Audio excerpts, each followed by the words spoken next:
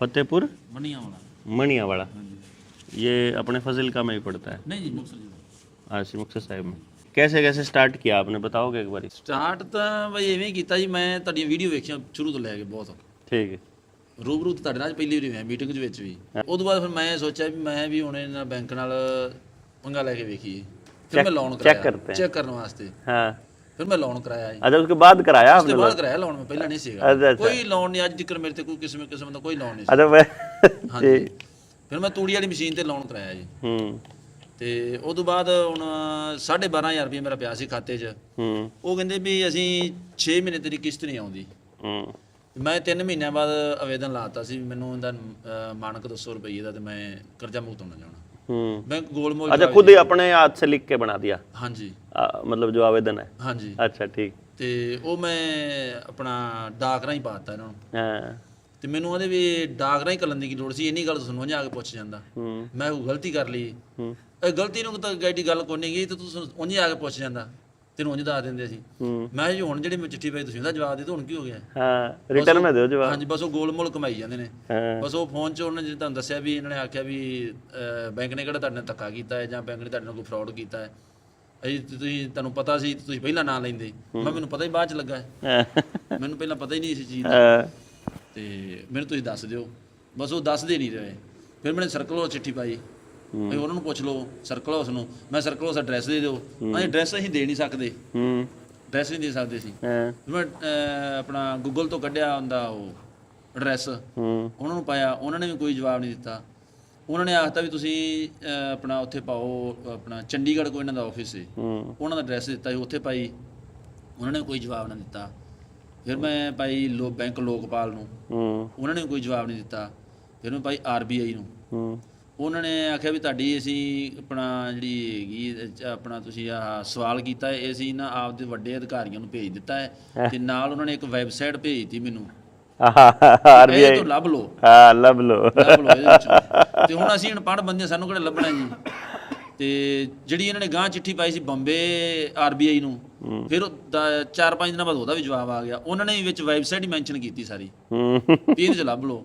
ਜੇ ਤੁਸੀਂ ਸਾਡੇ ਸਵਾਲ ਨਾਲ ਸੰਤੁਸ਼ਟ ਨਹੀਂ ਹੈਗੇ ਤਾਂ ਤੁਸੀਂ ਸਾਨੂੰ ਦੁਬਾਰਾ ਆਪਣਾ ਆਪਣੀ 10 ਦਿਨਾਂ ਕਿ 20 ਦਿਨਾਂ ਦਾ ਟਾਈਮ ਦਿੱਤਾ। ਮੇਰੇ ਕੋਲ ਇਹਦੇ ਵਿੱਚ ਲਿਖਿਆ ਹੋਇਆ ਉਹਨਾਂ ਨੇ ਵੀ ਤੁਸੀਂ ਦੁਬਾਰਾ ਸਾਨੂੰ ਚਿੱਠੀ ਪਾ ਪੁੱਛ ਸਕਦੇ। ਮੈਂ ਹੁਣ ਦੁਬਾਰਾ ਫਿਰ ਚਿੱਠੀ ਪਾਈ, ਹਜੇ ਤੱਕ ਉਹਦਾ ਕੋਈ ਜਵਾਬ ਨਹੀਂ ਆਇਆ। चिट्ठी में क्या लिखा दूसरे वाली में? ਇਹਦੇ ਵਿੱਚ ਲਿਖਿਆ ਜੀ ਇਸ ਤਰ੍ਹਾਂ। नहीं, आपने क्या लिखा? ਉਹੀ ਮੈਨੂੰ ਜਵਾਬ ਨਹੀਂ ਇਸ ਤਰ੍ਹਾਂ ਯਾਦ ਨਹੀਂ। ਮੈਂ ਉਹੀ ਵੀ ਮਾਨਕ ਦੱਸੋ ਇਹਦਾ। अच्छा अच्छा। ਮੈਂ ਮਾਨਕ ਦੇ ਮਗਰ ਹੀ ਪਿਆ ਹੋਇਆ ਵੀ ਮਾਨਕ ਦੱਸੋ ਇਹਦਾ। ਹਾਂਜੀ, ਮੇਰਾ ਹੋਰ ਕੋਈ ਦੂਜਾ ਸਵਾਲ ਨਹੀਂ ਅਜੇ ਤੱਕ ਹੈਗਾ।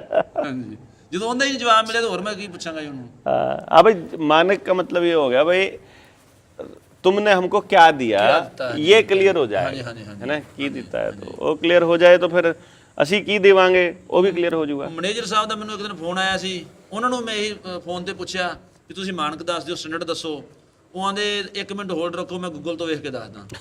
ਗੂਗਲ ਤੋਂ ਵੇਖ ਕੇ ਮੈਨੂੰ ਕਹਿੰਦੇ ਇਹਦਾ ਸਟੈਂਡਰਡ ਤੇ ਇਹ 10 20 50 200 500 ਰੁਪਈਆ ਇਹ ਸਟੈਂਡਰਡ ਇਹਦਾ ਆਹੀ ਸਟੈਂਡਰਡ ਹੀ ਕਹਿੰਦੇ। ਇੱਕ ਦਿਨ ਮੈਨੂੰ ਕਹਿੰਦੇ ਤੂੰ ਬੈਂਕ ਆ, ਤੈਨੂੰ ਦੱਸ ਦਿੰਦੇ। ਮੈਂ ਬੈਂਕ ਗਿਆ, ਬੈਂਕ ਜਾ ਕੇ ਤੇ ਪੁੱਛਿਆ ਤੇ ਉਹ ਕਹਿੰਦੇ ਜੀ ਇਹਦਾ ਕੀ ਪੁੱਛਣਾ ਚਾਹੁੰਦੇ ਜੀ ਮੈਨੇਜਰ ਸਾਹਿਬ? ਮੈਂ ਕਿਹਾ ਜੀ ਮੈਂ ਤੁਹਾਨੂੰ ਇੱਕੋ ਹੀ ਪੁੱਛਿਆ, ਮੈਨੂੰ ਤਾਂ ਸਟੈਂਡਰਡ ਦੱਸ ਦਿਓ। ਇਹ ਤੇ ਹੱਸ ਗਿਆ, ਕੋ ਆਂਦੇ ਮੈਨੇਜਰ ਸਾਹਿਬ ਇਹ ਇਹਦਾ ਸਟੈਂਡਰਡ ਤੇ ਹੀ ਵੀ ਇਹਦਾ 1 ਰੁਪਏ ਦਾ ਇੱਕ ਚਾਕਲੇਟ ਆਉਂਦਾ। ਮੈਂ ਕਿਹਾ ਜੀ ਇਹ ਤੋਂ ਵੀ ਨਹੀਂ ਆਉਂਦਾ, ਉਹ 10 ਰੁਪਏ ਦਾ ਹੋ ਗਿਆ।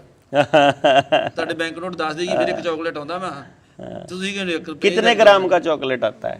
और टेक्निकल अगर हमें पता हो ना, ਉਹ ਛੋਟੀ ਜਿਹੀ ਪੁੜੀ ਜਿਹੜੀ ਆਉਂਦੀ मैं ਜਵਾਕ ਵਰਚਾਉਣ ਵਾਲੀ। सुनो तो ना, ऐसे नहीं होता। ਹਾਂਜੀ जब जब स्टैंडर्ड बनता है ना, तो स्टैंडर्ड में ये आता है, जैसे जैसे हम कहते हैं कि भाई 770 मिलीग्राम सोना, ਹਾਂਜੀ, तो 777 मिलीग्राम 22 कैरेट नहीं, ਠੀਕ ਹੈ ਜੀ, 20 कैरेट नहीं, ਠੀਕ ਹੈ ਜੀ, 24 कैरेट वाला। कैरेट का ही होगा।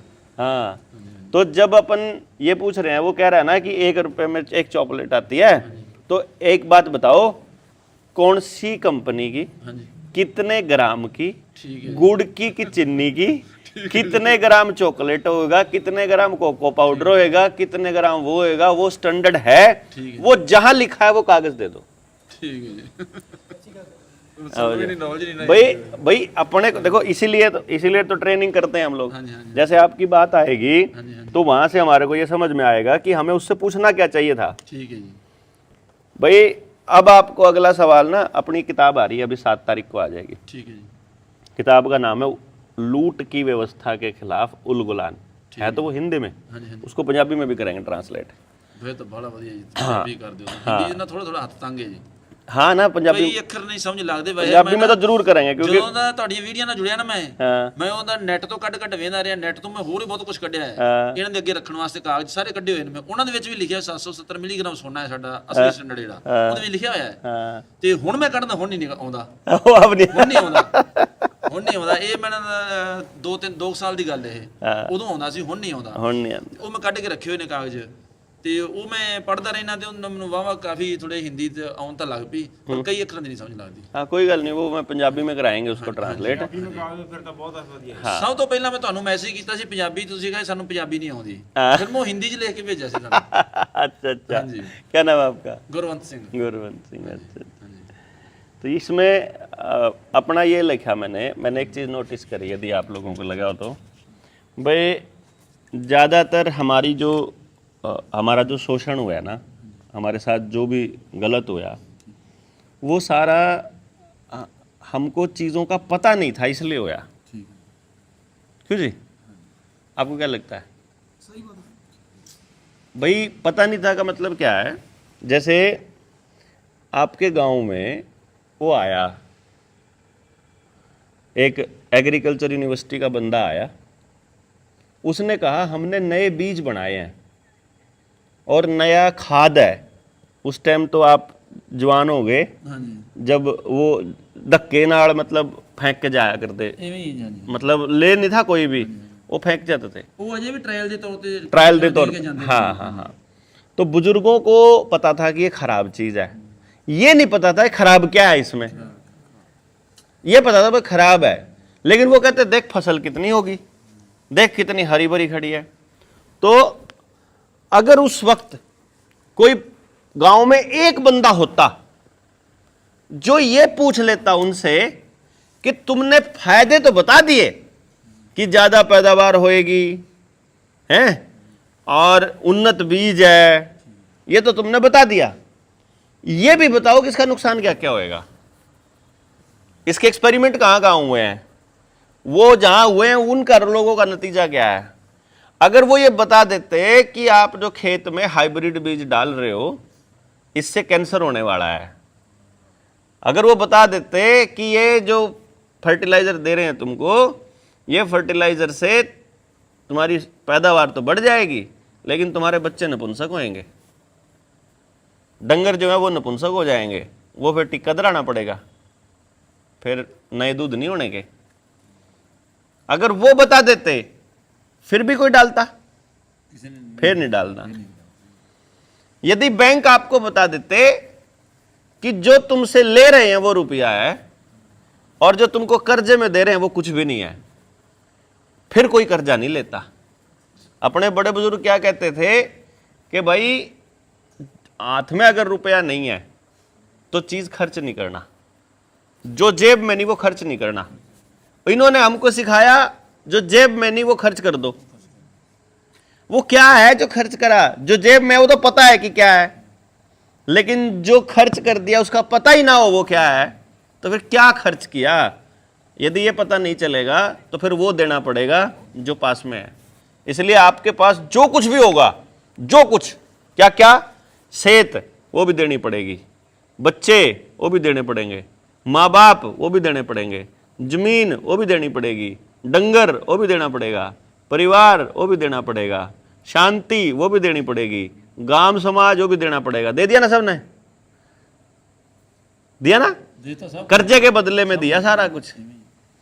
मतलब जो भी आपके पास है वो सब देना पड़ेगा, अगर आपको ये नहीं पता कि आप जो खर्च कर रहे हो वो क्या है। तो इन्होंने ये तो बता दिया कि तुम्हारे स्कूल में हम मास्टर भेज रहे हैं और वो तुम्हारे बच्चों को पढ़ाएगा, ये नहीं बताया क्या पढ़ाएगा, वो पढ़ के क्या बनेगा मेरा बच्चा, वो पढ़ के क्या सीखेगा और बड़ा होकर क्या करेगा, ये नहीं बताया। उसने ये तो बता दिया कि डॉक्टर आएगा वो तुम्हारा इलाज करेगा, ये इंजेक्शन लगवा लो, ये टीके लगवा लो, ये वैक्सीन लगवा लो। उन्होंने ये नहीं बताया कि ये लगने के बाद का नुकसान क्या क्या है।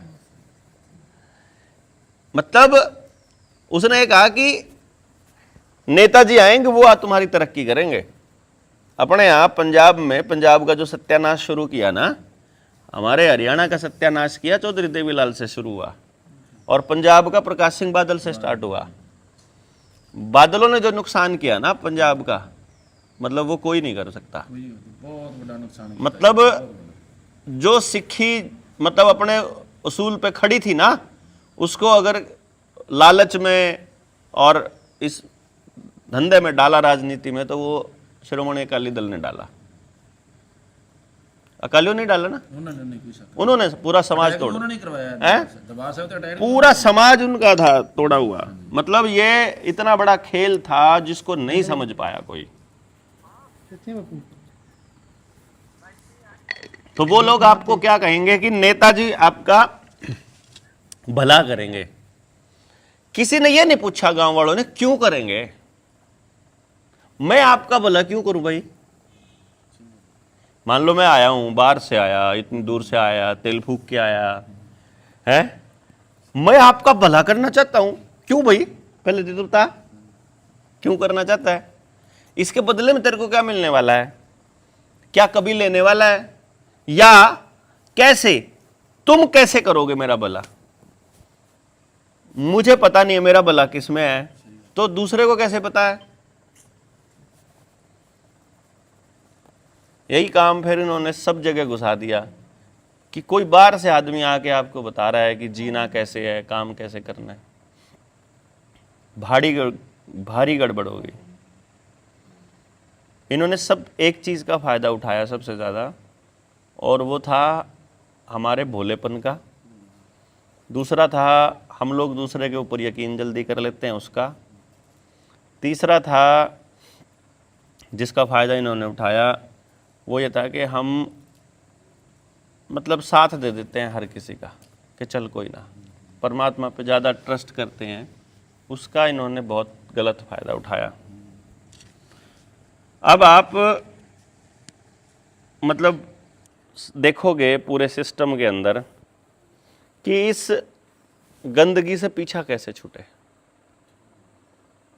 देखो स्कूल का मास्टर जी तो आपके बच्चों को पढ़ाने से रहा, ना सरकारी ना प्राइवेट, क्यों जी, अरे और ही काम नहीं मुकदे। अब जो डॉक्टर 1 करोड़ रुपया खर्च करके डॉक्टर बना है, वो कैसे कहेगा कि बाबा सवेरे जल्दी उठ लिया, अगर रात को जल्दी सो जा ठीक हो जाएगा। वो तो कहेगा ये दवाई खानी पड़ेगी, अल्ट्रासाउंड करा, सीटी स्कैन करा, ब्लड टेस्ट करा, मूत्र टेस्ट करा, हग के टेस्ट करा, सब टेस्ट करा। वो तो सारे टेस्ट कराएगा जी, सब में कमीशन आग लेगा। जाइए एक बार खड़ा होइए, थोड़ा दूर से आओ, दूर से आओ। हाँ, तो मुझे ऐसा लगा कि जो लड़ाई है वो ज्ञान वर्सेस अज्ञान है, धर्म वर्सेस अधर्म है, इंसान वर्सेस मतलब देवता वर्सेस, इंसान में तो देवता बसता है और कुछ इंसानों में राक्षस बसते हैं, तो ये देवता वर्सेस राक्षस लड़ाई है, राम वर्सेस रावण लड़ाई है। अगर राम को पता ना हो, अब सोच के देखो, अगर रामायण को हम सही मान लें कि सच्ची कहानी है, राम को पता ना हो कि इसकी नाभि में तीर मारे बिना इसको मार नहीं सकते, तो राम कभी रावण को मार सकता था? नहीं मार सकता ना।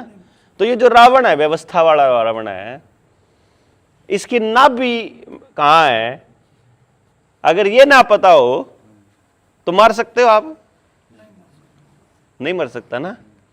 और अगर नाभि का पता होगा तो कोई भी मार सकता है। नाभि पे मारना, कोई मार दो, राम की जरूरत क्या फिर उसके लिए है। मतलब हमें यह पता होना चाहिए कि जो सामने राक्षस है, इसकी जान तोते में है या नाभि में है, हाथ में है कि गर्दन में है। आप गर्दन काटने की सोचे रहे, उसकी जान हो चितली उंगली में। ये उंगली जब तक नहीं कटेगी तब तक नहीं मरेगा वो। जहां पे जान है वो चीज पे अटैक करना पड़ेगा।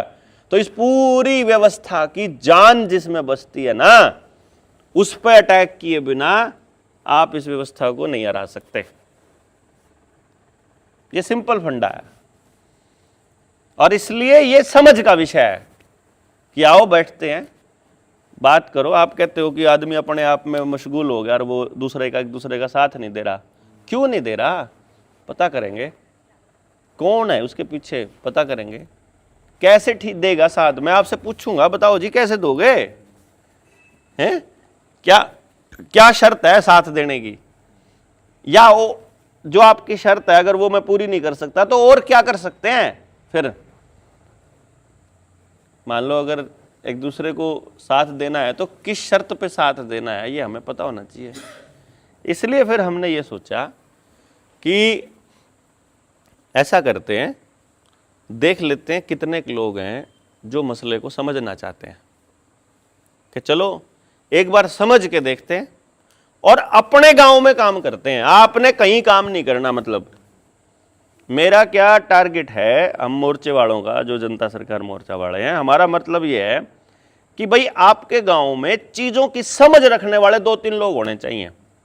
जैसे वो आई आंगनबाड़ी वर्कर, आशा वर्कर, उसने बोला जी बच्चियों को वैक्सीन लगनी है। हमारा जो बंदा होगा मोर्चे से जो ट्रेनिंग ले चुका होगा, चाहे हमारा ना हो, गांव का जो बंदा है, वो उससे पूछ रहा है ये सेफ है? बोलेगी सेफ है।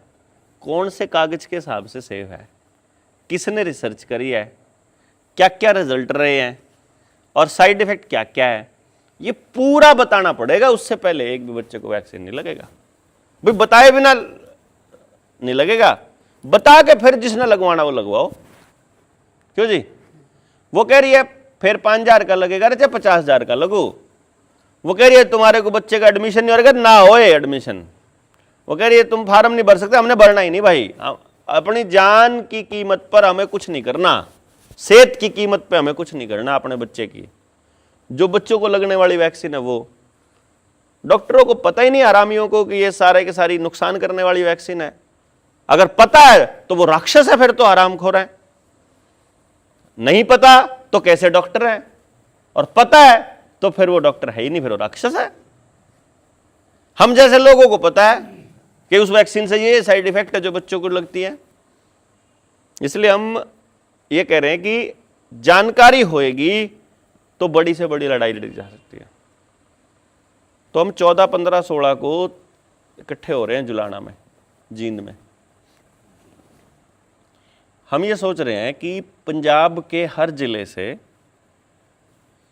10-20 साथी अगर आ जाते हैं वहाँ, तो फिर वहाँ से वो चीज़ समझ के फिर आप अपने आसपास लोगों से बात कर सकते हो और यहाँ पर फिर उन लोगों को इकट्ठा कर सकते हो जो अपनी बात को सुनते हैं।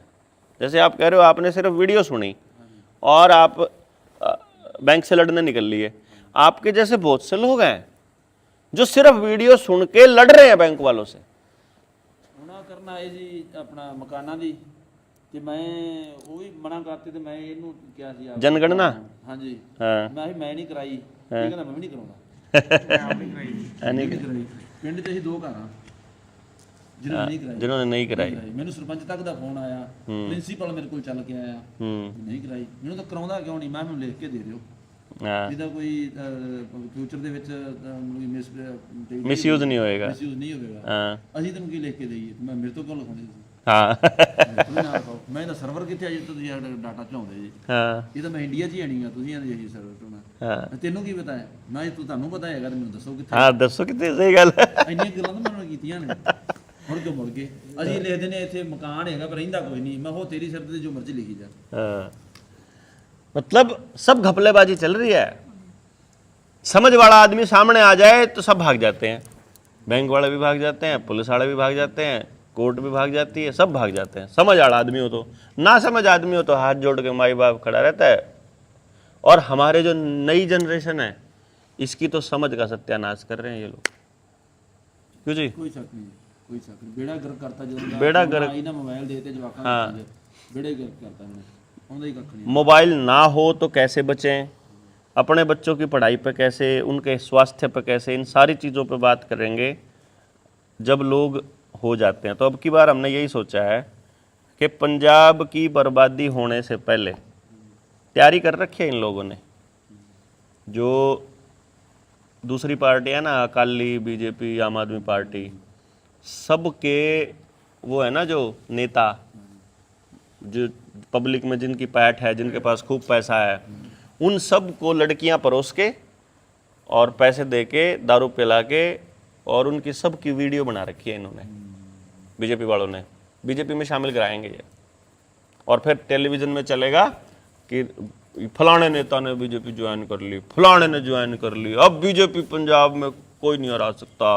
एग्जिट पोल कह रहा है कि अभी आज दिखाएंगे कि आज बीजेपी का कोई रुझान नहीं है, फिर दिखाएंगे ये नेता बन गया, अब इतनी सीट इसके हाथ में है, ये इतनी सीटों पर असर डालेगा, ये वाला नेता भी ज्वाइन कर गया, अब अगले दिन, तीसरे दिन, फिर मतलब एक दिन नहीं ज्वाइन कराएंगे सारों को, एक तारीख को ज्वाइन करेगा, मतलब जिस तारीख में, फिर 3-4 दिन के बाद एक ज्वाइन कर, तो 3 दिन तक उसके चलेंगी वीडियो, फिर अगला कर जाएगा, फिर 3-4 दिन उसकी चलेंगी, फिर अगला कर जाएगा, पूरा दिन पंजाब के अंदर। अब लोगों को पता है चुनाव आने वाले हैं, वो देख रहे हैं अब कौन ज्वाइन करेगा भाई, अब कौन ज्वाइन करेगा, सारे लोग देखेंगे कि ज्वाइन करके सारी तो सरकार ज्वाइन करेगी, फिर कहेंगे फिर और कौन बचा भाई, फिर तो बीजेपी बना देगी भाई। लोग ने मान लिया, वोट कोई नहीं देगा, लेकिन ईवीएम से जीत जाएंगे। पब्लिक सोचेगी भाई दे दिया होगा, मैंने नहीं दिया, बाकी सबने दिया होगा।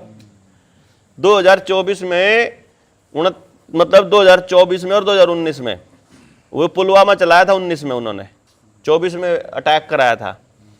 आप देखो, मैं जिससे पूछ रहा बोला मैंने नहीं दिया, बाकी गांव ने दिया। दूसरे से पूछो, बोला मैंने नहीं दिया, बाकी सब ने दिया। मैं जिससे पूछ रहा हूं वो कह रहा मैंने नहीं दिया, बाकी दिया। सारे ऐसे बोल रहे थे, डाला किसी ने नहीं। हाँ डाला किसी ने नहीं। तो अब मैं ये सोच रहा हूं कि भाई आपके गांव में जहां भी आप हो, जहां से भी, वहां मोर्चे को सुनने वाले लोग तो हैं कि नहीं है? हाँ जी, हाँ, सुन। मुक्तसर साहिब में भी खूब होंगे लोग जिले में। बहुत लोग हैं सर। सिर्फ आप खबर पहुंचाओगे उन तक कि भाई 14, 15, 16 को जींदा हो रहा है ट्रेनिंग, जे संभव है तो वहाँ आ जाओ। जितने लोग वहाँ जाएंगे उनका एक हम ये प्लान कर रहे हैं अब की बार कि आपका प्रैक्टिकल करवा दें कि असल में कैसे करना है, कैसे लोग जोड़ने हैं। तो हरियाणा के 7,000 गाँव में हम लोग टीम बना के भेजेंगे, तो जो लोग दूसरे स्टेट के होंगे उनको हरियाणा वालों के साथ भेज देंगे हम कि देखो कैसे करना है, ताकि जब हरियाणा के 7,000 गाँव में टीम बन जाएगी तो फिर पंजाब की टीम बनाने के लिए हरियाणा से बुला लेंगे, क्या नहीं? तो पंजाब से जितना भी आदमी जा सकता है, क्योंकि टारगेट पे 2027 में उनके पंजाब है, और हम भी सोच रहे हैं कि ज़्यादा से ज़्यादा लोगों तक खबर पहुँचे। मतलब उनके टारगेट पे है तो हम भी बचाने के लिए टारगेट पे लें। वो तो पंजाब को बर्बाद करने के लिए टारगेट पे रखे हुए हैं, हम उसको बचाने के लिए टारगेट पे ले लें। तो ज़्यादा समय है नहीं। अच्छा, हमें मदद मिलेगी क्योंकि एक ही कल्चर है पंजाब की और हरियाणा की, है ना? तो पंजाबी आदमी जब जाएगा तो हौसला बढ़ेगा हरियाणियों का कि भाई पंजाब से आए हैं लोग, तो अब पंजाब, पहले पंजाब हरियाणा की टीम बनाएगा, फिर हरियाणा के साथी फिर पंजाब में आएंगे। किसान आंदोलन ने बड़ा भाईचारा इकट्ठा कराया, बहुत शानदार काम हो गया। किसान आंदोलन का बड़ी देन थी कि जो इतने दिनों से भाईचारे के साथ बैठे नहीं थे, तो वहाँ चुपाड़ बैठ गई, वहीं बैठ के अपना सारा इकट्ठा वहीं हो गया। तो मेरा ये था कि अगले 2-4 दिन, जितने 10 दिन बचे हैं अपने पास, आप प्रचार करके और 14, 15, 16 के लिए अपना इनवाइट कर लें कि भाई आ जाओ सारे, वहाँ चलते हैं और बड़ी लड़ाई के लिए तैयारी करते हैं। क्योंकि हमको ये पता है कि आपके गांव में, आपके अलावा, आपके मतलब गांव वालों के अलावा, कोई बाहर का आदमी गांव का भला नहीं कर पाएगा। और गांव के आदमी ने भला कैसे करना उसे पता ही नहीं। पहले तो उसे ये पता होना चाहिए वो नुकसान कैसे कर रहा है, वो अपने बच्चों को अपने हाथों से बर्बाद कैसे कर रहा है। अगर ये पता होगा तो बचाना कैसे है इसका भी पता चल जाएगा। वो बीमार कैसे हो रहा है इस बात का पता चल जाएगा, तो ठीक कैसे रहना इसका पता भी चल जाएगा। क्यों जी भाई, बीमार के क्यों हो रहा है अगर ये पता चल गया तो ठीक कैसे रहना ये भी पता चल जाएगा। ऐसी बहुत सी चीज़ें हैं जिनके ऊपर चर्चा करें तो अपनी बर्बादी का एक बार क्लियरिटी हो जाए कि भाई हमारी बर्बादी हो रही है इस वजह से, और इसको बचाया जा सकता है ऐसे। यह है तरीका। हमको ही बचाना है, और बचाने के लिए जितना समय चाहिए उतना गांव वालों के पास होता है। बहुत ज्यादा समय नहीं चाहिए और बहुत ज्यादा नॉलेज भी नहीं चाहिए, कॉमन सेंस की जरूरत है। मेरे को एक छोटी सी बात बताओ, आप मान लो मैं आपसे पूछता हूं, आप गांव वाले बैठे हो, जैसे गांव में एक का नहीं है अभी फिलहाल, गांव में तो अभी सब एक दूसरे से टूटे हुए हैं, मैं लेकिन गांव वालों को बुला के हम ये कह दें भाई हम एक स्कूल बनाना चाहते हैं, 2 स्कूल बनाना चाहते हैं। एक स्कूल है जिसमें जितने बच्चे दाखिल होंगे उसमें से एक फर्स्ट, एक सेकंड, एक थर्ड, 3 बच्चों को नाम मिलेगा। एक दूसरा स्कूल बनाना चाहते हैं जिसमें जो बच्चा दाखिल होएगा उसको जिंदगी के लिए तैयार करेंगे, और जो बच्चा जिसके लायक है वो बना के फिर स्कूल से तैयार करके देंगे समाज को। तो बताओ जी, तुमको अपना बच्चा कौन से स्कूल में कराना है? गांव वाले किस में कराएंगे, पहले में कि दूसरे में? कितने लोग कराएंगे दूसरे में? जिसके तक बात पहुंच जाएगी कि ऐसा स्कूल भी संभव है वो उसी में कराएगा ना। अब इस स्कूल में कोई अगर बिजनेस करने वाला आदमी है, वो चाहेगा कि भाई मेरे बिजनेस के अलावा दूसरी चीज कोई बढ़ जाए? नहीं, बिजनेसमैन को तो प्रॉफिट दिखता है। तो ये स्कूल कैसे बनेगा ये गांव को पता हो तो गांव अपने तरीके से तैयार कर लेगा। गांव के ही नौजवानों को तैयार करना है, गांव के ही बच्चे हैं, गांव के, और लेकिन एक शर्त रख देंगे, इस स्कूल में कराना है ना तो आपको अपने बच्चों के लिए साल में कम से कम, भाई महीने में 1 दिन मान के चलो तो साल में 30 दिन आए, सॉरी 12 महीने हुए ना, 12 दिन, साल में 12 दिन तो दे सकते हो स्कूल को। अगर किसी माँ बाप को बोल रहे हैं कि महीने में 1 दिन स्कूल में लगाना पड़ेगा, क्या गलत बात है? कुछ भी नहीं, मतलब बहुत आसान है, सिर्फ पता चल जाए कि ऐसा भी हो सकता है। और इसके लिए जानकारी दूर दूर तक पहुंचानी पड़ेगी। जैसे वीडियो अगर मैं नहीं बनाता तो आप तक वो नहीं पहुंचती, तो आपको भी लड़ाई का सच्ची में पता नहीं चलता। आप तक नहीं पहुंचती तो शायद हम लोग यहाँ इकट्ठे ना होते, और लोगों तक पहुंच जाती तो और ज़्यादा लोग आ जाते। तो 14, 15, 16 की तैयारी कर लो। फिर आप लोग के नाम आगे हैं तो ज़िले में और जितने लोगों को जानते हो, मैं 14, 15, 16 के बाद फिर सोच रहा हूँ कि एक मीटिंग जिलावार यहाँ पे फिर से कर ली जाए, है ना? अच्छी तरह से सर वो मैसेज स्प्रेड करते हैं। हाँ बोलो जी, बोलो। सर गांव लेवल से, जैसे ना गांव की मीटिंग, जैसे जिले लेवल में मतलब जो पहले गांव लेवल में लेना सर, वो आप जैसे अभी हमारे इधर वो से हैं कुछ आप बोल के देखो, साथी जो भी हमारे हैं, बोल, जो भी हमारे साथी, बस सिर्फ आवाज कर दे, चालू कर दे। जो भी हमारे साथी हैं, चालू है। गोर से हैं, मुक्तसर से हैं, फरीदकोट से हैं, बठिंडा से हैं, इनको नीचे लेवल में जाके, गांव लेवल में जाके पहले लोगों को थोड़ा सतर्क करना पड़ेगा, बताना पड़ेगा, जाके जागरूक करना पड़ेगा कि ये बात है, ऐसे ऐसे होना है। तभी जाके हम जिला लेवल पे मीटिंग रखेंगे, तभी हमारा कोई बड़ा कट दिखाई देगा।